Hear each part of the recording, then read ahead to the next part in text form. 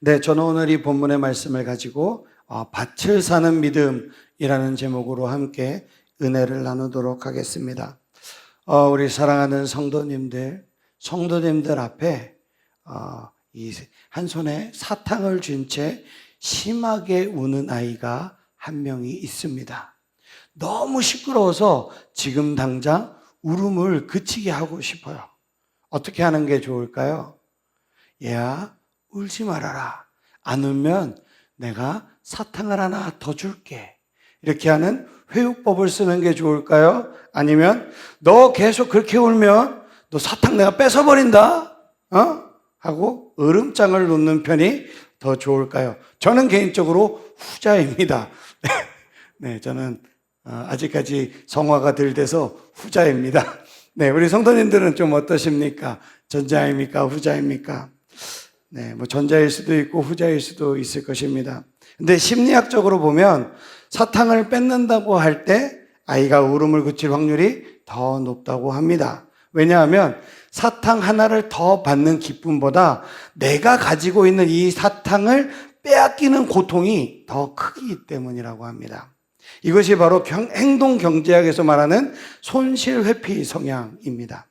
쉽게 말하면 무엇을 얻을 때의 행복감보다 무엇을 잃을 때의 고통이 2배 정도 더 크기 때문에 사람은 무조건적으로 이 손해를 피하려고 한다는 것입니다. 이런 일은 우리의 신앙생활에도 자주 나타납니다. 십자가를 지고 가면서도 깊은 고난의 길보다는 조금 더 편한 길, 손해를 덜 보는 길로 가고 싶어 합니다. 특히 전망이 어두워 보인다라는 이야기가 들리면 더더욱 그렇게 되죠.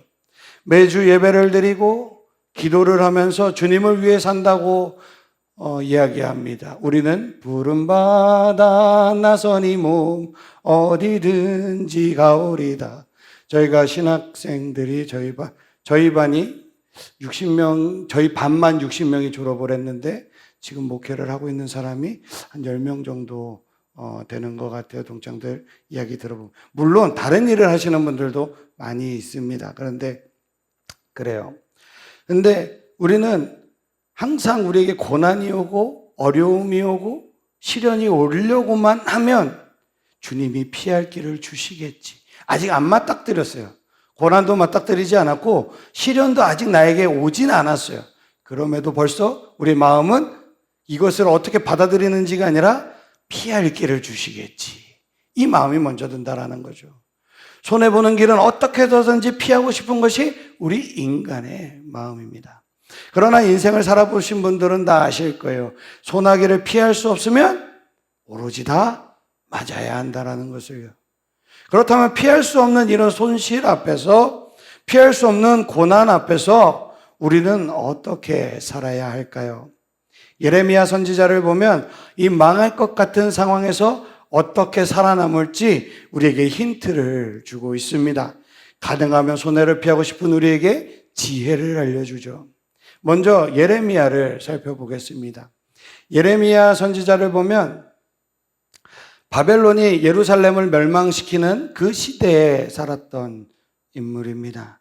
유다 역사상 가장 희망이 없는 최악의 암흑기에 활동했던 선지자가 예레미야 선지자입니다. 성경이 기록한 그 당시의 모습을 보면 먹을 것이 없어서 부모들이 자기 자녀들을 먹는 그런 아주 암울한 시대에 있었던 그런 선지자입니다. 손해보지 않는 것을 넘어서서 살아남는 것, 이게 목표인 시대였어요. 이런 최악의 시대에 하나님은 예레미야에게 말씀하십니다. 그런데 정말 인간의 상식적으로 이해가 안 되는 엄청난 손해를 감수해야 되는 그런 말씀을 주십니다. 대놓고 예레미야에게 이건 손해를 보라고 하는 거예요. 오늘 본문 6절 7절을 함께 읽어보도록 하겠습니다. 예레미야가 이르되 여호와의 말씀이 내게 임하였느니라. 이르시기를 보라 내 숙부 살룸의 아들 하나멜이 내게 와서 말하기를 너는 아다솥에 있는 내 밭을 사라. 이 기업을 부를 권리가 내게 있느니라 하니라 하시다니. 아멘. 간단히 말해서 지금 뭐 하라는 거예요? 밭을 사라는 거예요. 물론 밭을 살 수 있습니다. 살 수 있죠. 그런데 시기가 문제인 거죠. 시기가. 예레미야는 바벨론이 남유다를 멸망시키기 직전의 상황에 있었습니다. 예루살렘이 포위되어서 지금 먹을 것조차가 없었던 그때입니다. 이런 때는 밭에 사는 것보다 지금 당장 먹을 것을 구하는 것이 더 중요하지요. 밭을 산들 내가 지금 전쟁에서 죽어버리면 그 밭이 무슨 소용이 있습니까? 전쟁이 끝나면 이미 주인 없는 밭들, 주인들 다 죽은 그 밭들이 얼마나 많습니까? 이 시기에 밭에 사는 것은 절대로 지혜로운 선택이 아닌 것입니다. 그런데 하나님은 예레미야에게 이런 근시안적인 결단을 내리라고 합니다. 전쟁 중에 피난을 떠나는 사람들이 피난 가면서 가장 많이 가지고 떠나는 물건이 뭔지 아십니까? 금, 은, 보석이라고 합니다. 이게 상식이죠. 전쟁 때는 금이나 은 같은 보석이 가장 좋습니다. 곧 나라를 잃고 땅을 잃어버리고 집도 절도 없는데 내가 지금 집을 가지고 집 문서를 가지고 간들 땅 문서를 가지고 간들 내 통장을 들고 가본들 무슨 소용이 있겠습니까? 그런데 하나님은 예레미야에게 사촌의 땅을 밭을 사라고 명령하셨습니다. 이건 돈도 날리고 사촌도 잃고 땅까지 이렇게 뻔한데 왜 그렇게 하셨을까요? 이것은 예레미야의 믿음 때문이었습니다. 손해를 피하는 것이 아니라 당장 손해를 보더라도 미래를 향한 희망과 믿음을 가지라는 뜻이었습니다. 피난민에게 유용한 금, 은, 보석을 챙기기보다 밭을 삼으로써 전쟁 후에도 나는 여전히 살아있을 것이고 그리고 반드시 내가 이 땅에 다시 돌아와서 내가 이 땅의 주인 행세하겠다라는 것을 보여주는 것이죠. 이게 믿음입니다. 물론 당장은 나라를 잃고 모든 것을 버려야 하겠지만 반드시 하나님께서 회복할 거라는 것을 믿는 그 믿음인 것입니다. 모든 것이 정상화될 때 그날에 내 밭과 내 토지가 쓸모를 다시 되찾는 것이지요.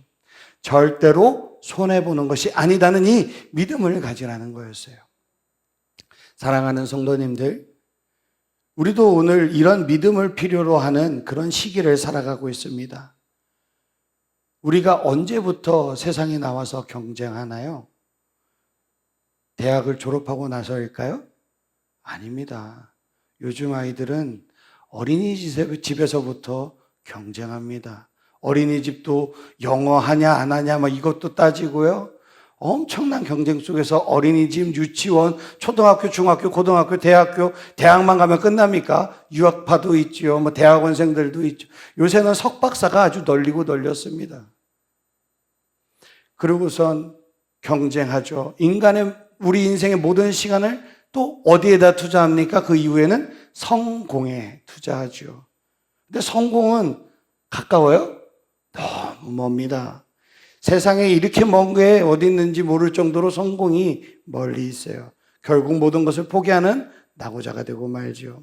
그러나 역설적으로 이런 상황일수록 미래가 보이지 않기 때문에 오히려 희망과 믿음이 더욱더 필요한 것입니다. 내 삶의 희망이 가장 적어 보일 때 그때 우리는 오히려 희망에 투자해야 될 줄 믿습니다. 이어령 교수님이 미래에 대해서 이런 말을 한 적이 있어요.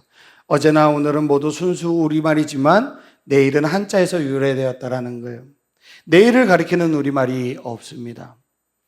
이어령 교수는 우리가 내일을 빼앗긴 나라라서 민족이라서 그런가라고 생각했다고 합니다. 하지만 이어령 교수가 나이가 들어서 생각해 보니까 내일은 없지만 모레는 있죠. 글피는 있습니다. 그 글피가 있어요. 이 표현들이 존재한다는 점에서 희망을 찾았다고 합니다. 우리의 삶도 위기 속에서 살아왔지만 역설적으로 그 위기감 때문에 오히려 오늘보다 더 나은 미래를 불러올 수 있는 것입니다. 그러니 내일이 힘들더라도 그 다음 미래가 있다는 것을 기억하는 저와 사랑하는 성도님들이 되시기를 주님의 이름으로 축복합니다. 우리가 예레미야 선지자를 가리켜서 말하는 수식어가 하나 있죠. 뭐죠? 그렇죠. 눈물의 선지자입니다. 맞습니다. 예레미야는 눈물을 참 많이 흘렸던 선지자입니다. 그러나 예레미야의 진짜 모습은 희망에 집중하는 사람입니다. 미래에 집중하는 사람입니다. 예레미야는 절망의 시대에 밭을 사들이는 이 상징적인 행위를 통해서 사람들에게 희망을 주고자 했던 것입니다. 우리도 마찬가지예요. 미래에 투자하는 희망의 사람이 되어야 될 줄 믿습니다. 절대로 어렵지 않아요. 내가 죽겠다고 자꾸 한탄만 하지 말고 절망에 집착하지 말고 희망을 말하면 되는 것입니다. 희망을 말하기만 해도 되는 거예요. 시집살이가 너무 힘든 며느리가 있었습니다. 하루하루 죽어가는 것만 같았어요. 그녀의 안타까운 소식을 들은 친정엄마가 딸을 찾아왔습니다. 그러고는 함께 산책을 다니기 시작했습니다. 딸은 산책하면서 마음속에 품고 있었던 이야기들을 엄마에게 다 털어놓았습니다. 딸의 얼굴이 점점 밝아지기 시작했죠. 친정엄마가 다시 고향으로 돌아가면서 딸에게 이야기합니다. 우리가 산책했던 그 길에 큰 나무가 하나 있잖니? 힘들 때마다 그 나무 앞에서 엄마에게 하듯이 속상한 마음을 쏟아놓으렴. 그러면 속이 한결 편해질 거야. 딸은 시집살이가 힘들 때마다 그곳에 가서 아픔을 쏟아냈습니다. 그렇게 1년을 보내자 나무가 시들시들 죽어가기 시작했습니다. 나무도 그녀의 아픔을 받아내기가 힘겨웠나 봅니다. 그렇습니다. 우리 마음속에 있는 그 절망이 나를 죽인다라는 것을 우리는 기억해야 합니다. 우리가 마음속에 있는 그것을 내가 품으면 내가 죽고 남에게 쏟아내면 그가 죽는 것입니다. 그렇다면 우리는 어떻게 해야 될까요? 절망이 아닌 희망을 말해야 하는 것입니다. 본문으로 다시 돌아오면 하나님은 예레미야를 통해서 이스라엘 백성에게 희망을 전하고자 하신 것입니다. 당장 필요도 없는 밭을 사게 하시고 또 많은 사람들 앞에서 계약서를 쓰게 하십니다. 그리고 이제 계약이 체결이 되죠. 계약서를 2장을 써가지고 하나는 토기에 보관하고 다른 하나는 모든 사람이 볼 수 있도록 공개하게 하셨습니다. 계약을 조용하게 체결하지 않고 시위대들, 모든 사람들이 보는 가운데서 이 계약을 하게 하신 거예요. 하나님은 왜 공개적으로 이 계약을 하게 해서 모든 사람들이 다 볼 수 있도록 하셨을까요? 이게 바로 희망 때문에 그런 거예요. 하나님은 예레미야가 밭을 샀다는 이 소식을 예루살렘 성 안에 있는 모든 백성들에게 알리고자 하셨습니다. 이것은 절망에 사로잡혀 있는 이 사람들에게 희망을 주시려는 하나님의 간절한 마음인 것입니다. 예를 들어서 어느 날 삼성이 우리 동네 요 언저리에 운소동에 땅을 샀다고 가정해 보세요. 우리 옆에 바로 옆에 요 땅을 삼성이 샀다고 가정해 보세요. 그러면 어떡하죠? 아, 이게 웬일이야? 이 동네도 곧 좋아지겠구먼. 그러면은 뭐가 오를까요? 땅값이 오르겠지. 그러면은 그 옆에 없는 비투라 그래 영끌 해가지고서 나도 옆에 땅을 막 사기 시작하겠죠. 그렇게 하면서 희망을 품지 않을까요? 아, 이 동네가 발전하는구나. 내가 있는 곳이 동네가 발전하겠구나라고 희망을 품겠죠. 예레미야가 밭을 사는 행위는 이 희망을 전하고자 하는 그런 행위였던 것입니다. 오늘 우리가 해야 할 일이 그와 같은 일입니다. 절망의 시대에 아무리 노력해도 도통되는 일이 없는 이 시대에 어떻게 해서든지 손해보지 않으려고 피할 것만이 아니라 오히려 우리에게 다가올 미래가 있다고 희망을 전하는 자들이 우리가 되어야 한다는 것입니다. 예레미야 32장은 남유다의 멸망으로 끝나지 않습니다. 하나님이 정성을 다해서 이스라엘을 살리겠다라는 희망의 말씀과 함께 결단을 보여주십니다. 우리 38절부터 41절의 말씀을 한번 읽어보도록 하겠습니다. 그들은 내 백성이 되겠고 나는 그들의 하나님이 될 것이며 내가 그들에게 한 마음과 한 길을 열어주어 자기들과 자기 후손의 복을 위하여 항상 나를 경외하게 하고 내가 그들에게 복을 주기를 위하여 그들을 떠나지 아니하리라 하는 영원한 언약을 그들에게 세우고 나를 경외함을 그들의 마음에 두어 나를 떠나지 않게 하고 내가 기쁨으로 그들에게 복을 주되 분명히 나의 마음과 정성을 다하여 그들을 이 땅에 심으리라. 아멘. 어떻게 해요? 나의 마음과 정성을 다해요. 하나님께서 마음과 정성을 다해서 우리를 축복하겠다라고 말씀하고 계신 줄 믿습니다. 다시 회복할 미래가 있다고 우리에게 약속해 주시는 것입니다. 하나님의 마음과 정성을 상징적으로 보여준 것이 바로 오늘 이 예레미야의 밭을 사는 행동이었던 것입니다. 모두가 절망하는 이런 상황에서 기상천외한 방법으로 하나님은 우리에게 희망을 주시는 것입니다. 모두 손해를 피하고 가장 안전한 것만 찾는 이 시대에 하나님은 가장 손해보는 행위를 통해서 우리의 미래를 약속하시는 것입니다. 우리는 예상하던 큰 피해를 피해가면 뭐라 그러죠? 기적이 일어났다 그러죠. 그죠? 그런데 하나님은 모든 것이 가능하시기 때문에 기적이라는 게 의미가 없는 것입니다. 손해가 될 것 같은 일도 하나님이 만지시면 그것은 축복이 되는 줄 믿습니다. 다른 세상 모든 사람들이 이거는 손해야, 안 되는 거야, 망한 거야. 그래도 하나님이 손 대시기만 하면 그것은 우리에게 축복으로 돌아오는 줄 믿습니다. 사랑하는 성도님들, 이제는 손해를 피하는 기적을 기대하지 말고 하나님의 말씀에 온전히 순종하시기를 주님의 이름으로 축복합니다. 그 순종이 지금 당장은 우리에게 손해처럼 보일지라도 하나님께서 마음과 정성을 다해서 저와 사랑하는 성도님들을 축복하시는 그 길인 줄 믿습니다. 오늘도 손해를 두려워하지 않고 담대히 순종하시기를 주님의 이름으로 축복합니다. 절망 속에서도 희망을 말하시기를 주님의 이름으로 축복합니다.